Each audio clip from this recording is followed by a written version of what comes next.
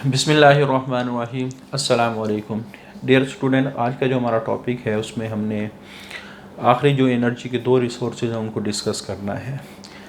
पहला जो रिसोर्स है आज के टॉपिक में है वो सॉलिड वेस्ट, यानी काफ़ी सारा ऐसा वेस्ट है जिसको हम ज़ाया कर देते हैं, लेकिन बहुत ज़्यादा जो डेवलप्ड कंट्री है उनमें उसी वेस्ट को यूटिलाइज़ करके एनर्जी प्रोड्यूस की जा रही है। तो कोई भी ऐसा सोर्स जिसमें वेस्ट से एनर्जी प्रोड्यूस की जाती है उसको हम कहते हैं सॉलिड वेस्ट। एनर्जी कैसे प्रोड्यूस होती है? काफ़ी सारी ऐसी चीज़ें हैं जिनको आग लग सकती है।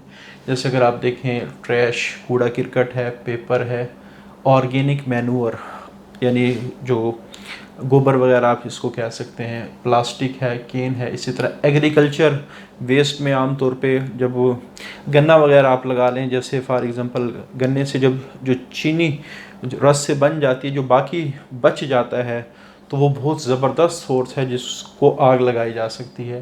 ये काफ़ी सारे इंडस्ट्रियल वेस्ट। अब काफ़ी सारे मुल्कों के अंदर क्या हो रहा है कि इस इंडस्ट्रियल वेस्ट को आग लगाई जाती है, उसके बाद उस आग से वाटर को बॉयल किया जाता है। उस बॉइलिंग वाटर से जो स्टीम बनती है वो स्टीम टरबाइन को चलाती है, टरबाइन से इलेक्ट्रिसिटी प्रोड्यूस हो रही है। एक तो तरीका ये है। दूसरा तरीका क्या है कि बाद ऐसा वेस्ट होता है, जैसे हम ऑर्गेनिक मैन्योर, गोबर को ही ले लें,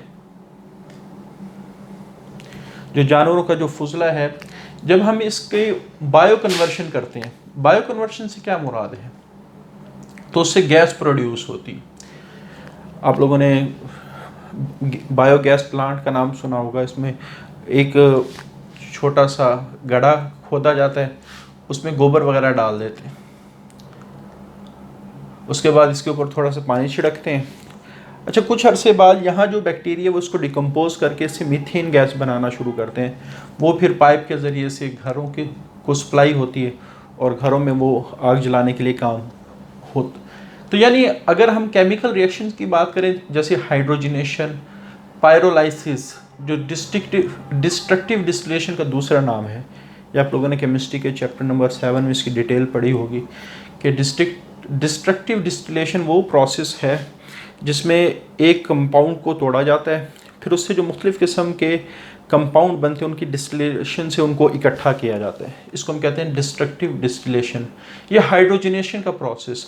अब ये सारे वो केमिकल प्रोसेस हैं जिसमें इन वेस्ट को ऑयल और गैस में कन्वर्ट किया जा रहा है, और ऑयल और गैस से फिर एनर्जी हासिल होती। यानी अब दो मेथड हो गए। एक में तो डायरेक्टली उस कूड़ा करकट को जलाया, उससे पानी को बॉयल किया, स्टीम बनी और स्टीम टरबाइन चलाने के लिए काम है और टरबाइन से दूसरा हम बायो कन्वर्शन या पायरोलाइसिस, इन केमिकल रिएक्शंस के ज़रिए से, इन केमिकल कन्वर्जन के ज़रिए से आप ये कह सकते हैं, क्योंकि आप लोगों ने केमिस्ट्री के अंदर बहुत डिटेल से कन्वर्जन पढ़नी है। तो ये केमिकल कन्वर्जन्स हैं जिनमें इस ऑर्गेनिक मटेरियल को ऑयल और गैस में कन्वर्ट किया जाता है, फिर ऑयल और गैस से एनर्जी हासिल की जाती है। तो बहरहाल सॉलिड वेस्ट से एनर्जी प्रोड्यूस करने के काफ़ी सारे मैकेनिज़्म हैं। सॉलिड वेस्ट से एनर्जी प्रोड्यूस करने का एक फ़ायदा तो ये है कि हमें एक एनर्जी का सोर्स मिल गया, हमें ऑयल मिल गया, हमें गैस मिल गई। और दूसरा फ़ायदा ये है कि जो वेस्ट है वो ठिकाने लग गया, जिससे पॉल्यूशन के अंदर, चाहे वो वाटर की हो, एयर की, उसके अंदर क्या आएगी, कमी आएगी। तो एक बेनिफिट तो ये हुआ कि ऑयल और गैस हमें मिला। दूसरा बेनिफिट क्या हो कि पॉल्यूशन का जो ख़तरा था वो काउंटर हो गया, यानी वो कम हो गया। तो सॉलिड वेस्ट मैनेजमेंट के ये दो बड़े फ़ायदे आप लोग लिख सकते हैं। अच्छा, उसके बाद अगला जो हमारे पास सोर्स है वो ओशन थर्मल ग्रेडियंट। पहले इसके नाम को आपने समझना है। ग्रेडियंट किसी भी एक ऐसी सिचुएशन को कहा जाता है जिसमें एक तरफ हायर कंसंट्रेशन आ जाती है, एक तरफ लोअर कंसंट्रेशन आ जाती है। जैसे फर्स्ट ईयर में काफ़ी दफ़ा आपने एक वर्ड सुना होगा, कंसंट्रेशन ग्रेडियंट। तो इसका मतलब ही क्या होता है कि एक तरफ हायर और दूसरी तरफ लोअर। अब यहाँ जो हायर और लोअर का डिफरेंस है ये किसका है? थर्मल हीट का डिफरेंस है। एक तरफ हीट ज़्यादा होगी, एक तरफ हीट कम होगी, और ये किस में डिफरेंस क्रिएट होता है? ओशन के अंदर। अब इसका क्या मतलब है? काफ़ी सारे ओशन जो ट्रॉपिकल रीजन में, ट्रॉपिकल रीजन को हम डिटेल से डिस्कस कर चुके हैं। ट्रॉपिकल रीजन ये ज़मीन के गर्म तरीन इलाके कंसिडर किए जाते हैं। वहाँ क्या होता है, जो ओशन मौजूद है उसकी जो सरफेस का टेम्परेचर है वो आप कह सकते हैं 25 सेंटीग्रेड है, लेकिन हम जब डेप्थ में जाते हैं तो हीट की एब्जॉर्प्शन कम होती जाती है, तो डेप्थ में टेम्परेचर काफ़ी 100 मीटर के बाद वो 5 सेंटीग्रेड रह जाते हैं। अब ये concentration gradient thermal gradient develop हो गए, यहाँ टेम्परेचर ज़्यादा है और यहाँ टेम्परेचर कम है। तो ये बात लिखी हुई है, in ocean of tropical region the temperature of surface, ऊपर हीट चूँकि ज़्यादा होती है इस वजह से टेम्परेचर ज़्यादा होता है, तो वो तकरीबन 25 सेंटीग्रेड है। जब हम डेप्थ की बात करते हैं फ्यू 100 मीटर्स में, तो वहाँ टेम्परेचर कितना रह जाता है, 5 सेंटीग्रेड रह जाता है। अब इसको इस्तेमाल हम कैसे करेंगे, तो यहाँ एक ग्रेडियंट डेवलप हो गया कि एक रीजन हमारे पास वो आ गया जहाँ हाई टेम्परेचर है, एक रीजन वो आ गया जहाँ लो टेम्परेचर है। तो develop thermal ocean gradient, heat is conducted from the region of high temperature to region of low temperature. तो ये तो हमेशा एक किस्म की ये लॉ ही समझ लें कि हीट हमेशा हाई टेम्परेचर से लो टेम्परेचर की तरफ मूव कर रही है। अब इस ग्रेडियंट को हम इस्तेमाल करते हैं, इंसान ने एक ऐसी टेक्नोलॉजी डेवलप की है जो इस ग्रेडियंट को इस्तेमाल करके इलेक्ट्रिसिटी प्रोड्यूस करवाती है। वो टेक्नोलॉजी क्या करती है, इस थर्मल ग्रेडियंट को इस्तेमाल करती है, उससे टर्बाइन चलाती है और फिर उससे इलेक्ट्रिसिटी जनरेट होती है। ये थोड़ा सा मैंने रफ सा स्केच इसका ड्रा किया है, होता क्या है। बेसिकली हमारे पास यहाँ सबसे पहले एक ख़ास किस्म का फ्लूइड इस्तेमाल किया जाता है जो लो बॉइलिंग पॉइंट रखता है। आम तौर पे जैसे एग्जांपल में मैं अमोनिया कह देता हूँ, it has low boiling point. तो सबसे पहले हम स्टार्ट करते हैं कि जो अमोनिया है वो इस जगह मौजूद है, एवापोरेटर्स के अंदर मौजूद है। एवापोरेटर का काम क्या है कि जो ये फ्लूइड है इसकी एवापोरेशन करना।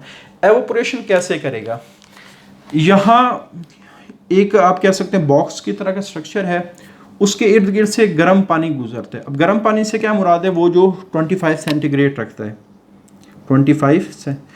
अब ये 25 सेंटीग्रेड इज़ सफिशेंट, क्योंकि ये लो बॉइलिंग पॉइंट है, तो यहाँ लिक्विड अमोनिया की या कंडेंस अमोनिया की एवापोरेशन होना शुरू हो जाती है। अब जो उसके वेपर्स निकलते हैं वो फोर्स के साथ टर्बाइन की तरफ लेके जाए जाते हैं और यहाँ टर्बाइन चलती है और टर्बाइन के चलने से जनरेटर चलेंगे, उससे इलेक्ट्रिसिटी प्रोड्यूस होगी। यानी सिंपल सा कॉन्सेप्ट, वार्म वाटर की हीट को इस्तेमाल किया गया, अमोनिया को एवोपरेट करवाया गया, वेपर्स बने, वो उसने वेपर्स के प्रेशर ने टर्बाइन को चलाया, टर्बाइन से जनरेटर चले, वहाँ से इलेक्ट्रिसिटी प्रोड्यूस हुई। अब जब टर्बाइन से गुजरने के बाद उन वेपर्स को कंडेंसर में लाया जाता है। कंडेंसर का मतलब क्या है, उनको ठंडा किया जाता है। अब ठंडा कैसे होंगे, तो यहाँ से काफ़ी सारे जो पाइप्स हैं जो नीचे से पानी को लेके आ रहे, और ये इंसुलेटर होते हैं ताकि बाहर की जो हीट यहाँ मौजूद है वो उनको इफेक्ट ना करे। तो इन पाइप से पानी, जो ठंडा पानी है, उसको ऊपर लाया जाता है और फिर इस पोर्शन से गुजारा जाता है। ठीक है, अब ये नहीं कि मिक्सिंग होती है, एक पाइप के अंदर अमोनिया गैस चल रही है, एक पाइप के अंदर ठंडा पानी है, तो वो ठंडा पानी क्या करेगा, इसको ठंडा करेगा, जिससे एवोपरेशन जो हुई है वो दोबारा कंडेंसेशन में कन्वर्ट हो जाएगी। और जो कंडेंस अमोनिया है उसको फिर रिसाइकलर के ज़रिए से दोबारा एवोपरेटर के अंदर भेजा जाता है। यानी सिंपल सा मैकेनिज़्म है कि वार्म वाटर ने अमोनिया को या किसी भी लिक्विड को जो यहाँ इस्तेमाल होता है उसको एवोपरेट किया, उसके प्रेशर से टर्बाइन चली, टर्बाइन से जनरेटर और इलेक्ट्रिसिटी प्रोड्यूस हुई। उसके बाद जो टर्बाइन से फ्लूइड निकला या आप कह सकते हैं वेपर्स निकले, उनको कंडेंसर में लाया जाएगा। तो लोअर रीजन से जो पानी आ रहा है, लोअर रीजन से पानी क्या करेगा, उनको कूल करेगा। ऑटोमेटिकली जब कूलिंग का प्रोसेस होगा तो अमोनिया कंडेंस हो जाएगा, उस कंडेंस अमोनिया को दोबारा यहाँ लाया जाएगा। अब हमने दो चीज़ें इस्तेमाल की, हाई टेम्परेचर और लो टेम्परेचर। और किसका इस्तेमाल किया, वाटर का। ये हाई टेम्परेचर रीजन है, ये लो टेम्परेचर रीजन है। अब ये एक ऐसी एनर्जी है जो कभी ख़त्म नहीं हो सकती। अब ये जो डिफरेंस है ये कभी ख़त्म नहीं हो सकते, इस वजह से ये it is a permanent source of energy, या it is a very important useful energy, natural energy resource जो ख़त्म नहीं हो सकती। अच्छा, इस सिस्टम के अंदर जो सबसे बड़ा जो प्रॉब्लम है, यानी रिन्यूएबल रिसोर्सेज तो है, लेकिन इस सिस्टम में सबसे जो बड़ा प्रॉब्लम ये है, एक तो ऑपरेटर्स ये बहुत ज़्यादा एक्सपेंसिव है। अच्छा, दूसरा प्रॉब्लम जो ये है कि जब इस मशीनरी को हम ओशन के अंदर फिट करते हैं तो वो मैरीन इकोसिस्टम को डिस्टर्ब कर सकती है, वहाँ की जो लाइफ है वो इफ़ेक्टेड हो सकती है। तो बहरहाल अगर आपको ड्रॉबैक पूछें तो ये एक ड्रॉबैक है जो आपकी बुक में लिखा हुआ कि डिस्टर्ब द मैरीन इकोसिस्टम। तो इस मेथड के अंदर हुआ क्या है कि हमने एनर्जी की डिफरेंस को इस्तेमाल किया, थर्मल ओशन ग्रेडियंट को इस्तेमाल किया, जिससे इलेक्ट्रिसिटी प्रोड्यूस हुई। अच्छा, उसके बाद इलेक्ट्रिसिटी प्रोड्यूस करना इतना प्रॉब्लम नहीं है जितना उसको कंजर्व करना प्रॉब्लम है। कि बाज़ दफ़ा ये होती है कि प्रोडक्शन बहुत हो रही होती है, लेकिन जो लॉसेस हैं उन लॉसेस की वजह से वो जो प्रोडक्शन है वो इनसफिशेंट हो जाती है, कम हो जाती है। तो हमने यहाँ डिस्कस ये करना है कि एनर्जी को कंजर्व क्यों करना ज़रूरी है। पहले तो हमने नीड इसकी देखनी है, यानी एनर्जी रिसोर्सेज की अगर हम बात करें तो ये लिमिटेड हैं, जितने भी हैं वो लिमिटेड हैं। उसके बाद अच्छा, उसमें से कुछ ऐसे हैं जो रिन्यूएबल हैं लेकिन उनकी एनर्जी इस्तेमाल करने में हो सकता है भी टाइम लगे, जैसे सोलर एनर्जी को इस्तेमाल करने में हो सकता है टाइम लगे, ये थर्मल ओशन ग्रेडियंट को इस्तेमाल करने में प्रॉपरली सही तरह टाइम लगे। अभी तक जो ज़्यादा एक्सप्लॉइटेड मेथड्स हैं वो 3-4 हैं, जैसे विंड पावर ज़्यादा इस्तेमाल हो रही है, उसके बाद हाइड्रोइलेक्ट्रिक पावर ज़्यादा इस्तेमाल हो रही है, सबसे ज़्यादा जो एनर्जी प्रोड्यूस हो रही है वो फॉसिल फ्यूल्स से हो रही है। और इसी बिहा पे यहाँ लिखा हुआ है कि एनर्जी रिसोर्सेज आर लिमिटेड, कि एनर्जी रिसोर्सेज लिमिटेड हैं। There is a need of balance and plan use of energy. इस वजह से एनर्जी जब भी इस्तेमाल करनी है तो एक मुतवाज़िन और प्लान करके इस्तेमाल करनी है। अब एनर्जी को महफूज कैसे किया जा सकता है, तो इसके मुख्तलिफ़ तरीके हैं। Develop use and efficient machinery engine and manufacturing process. ऐसी मशीनरी हम डेवलप करें, यूज़ करें जो एफिशिएंट हो, यानी अगर हम कोई गाड़ी वगैरह इस्तेमाल कर रहे हैं तो ऐसा अब गाड़ी इस्तेमाल करें जिसमें पेट्रोल की कंजप्शन कम से कम हो। उसकी मशीनरी जितनी ज़्यादा एफिशिएंट होती जाएगी या इंजन जितना ज़्यादा एफिशिएंट होता जाएगा, ऑटोमेटिकली लॉसेस क्या होते जाएंगे, कम से कम होते जाएंगे। दूसरा, reduce waste by recycling and management. जैसे अभी हमने डिस्कस किया कि जो सॉलिड वेस्ट प्रोड्यूस हो रहा है, बजाय इसको ज़ाया करने के इसको सोर्स ऑफ एनर्जी के तौर पे इसके 2 फ़ायदे होंगे। एक तो हमें एनर्जी मिल जाएगी, दूसरा वेस्ट भी क्या हो जाएगा, कम हो जाएगा। तीसरा, ड्राइव लेस, वॉक। जैसे आजकल हमारी आदत ये है कि हम थोड़ा सा भी अगर कहीं हमने जाना हो तो हम फ़ौरन बाइक निकाल लेते हैं। हम बाइक के अंदर पेट्रोल इस्तेमाल हो रहा है, ठीक है। पहले तो ज़माने में साइकिल इस्तेमाल होती थी, तो इंसान की अपनी एनर्जी, जिससे इंसान सेहतमंद भी रहता था। वॉक ज़्यादा से ज़्यादा लोग चलते थे, कई कई किलोमीटर का सफ़र वो पैदल किया करते थे। अब क्या होता है कि एक गली से दूसरी गली में भी जाना हुआ तो फ़ौरन ही हम कहेंगे बाइक निकालेंगे और इस्तेमाल। यानी इतनी ज़्यादा हमने जो अब एनर्जी की कंजप्शन बढ़ा दी है। पहले ये होता था कि अगर लोड शेडिंग हुई तो हम बैठ जाते हैं, आजकल हम क्या करते हैं कि लोड शेडिंग के वक्त भी यूपीएस हमने बना रखे हैं कि उसको भी रिचार्ज कर रखें ताकि लोड शेडिंग में भी क्या हो, एनर्जी इस्तेमाल होती। यानी हमने इतने ज़्यादा रिसोर्सेज बढ़ा दिए एनर्जी के कि हमारी जो प्रोडक्शन है वो जो बहुत ज़्यादा थी ऑटोमेटिकली वो इनसफिशेंट हो गई। तो ड्राइव लेस, कम से कम हम ड्राइव करें, पॉसिबिलिटी है ज़्यादा से ज़्यादा चलें। अगर इस्तेमाल भी करना पब्लिक ट्रांसपोर्ट को, पब्लिक ट्रांसपोर्ट ये जो बड़ी बसें हैं, अब एक बस के अंदर 40-50 पैसेंजर आ जाते हैं, ट्रेन के अंदर हज़ारों पैसेंजर आ जाते हैं। उसकी जगह अगर हर बंदा अपनी गाड़ी लेके जाएगा तो वो बहुत ज़्यादा एक्सपेंसिव पड़ेंगे। तो पब्लिक ट्रांसपोर्ट को ज़्यादा से ज़्यादा इस्तेमाल करें।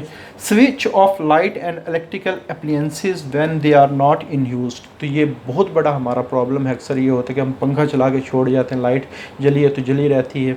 इसी तरह एसी है, अगर यूज़ में नहीं हम बाहर जा रहे उसको बंद करके चले जाएँ। लैपटॉप है, ये जितनी भी चीज़ें ऐसी हैं जब इस्तेमाल में नहीं तो उनको ऑफ़ कर दिया जाए।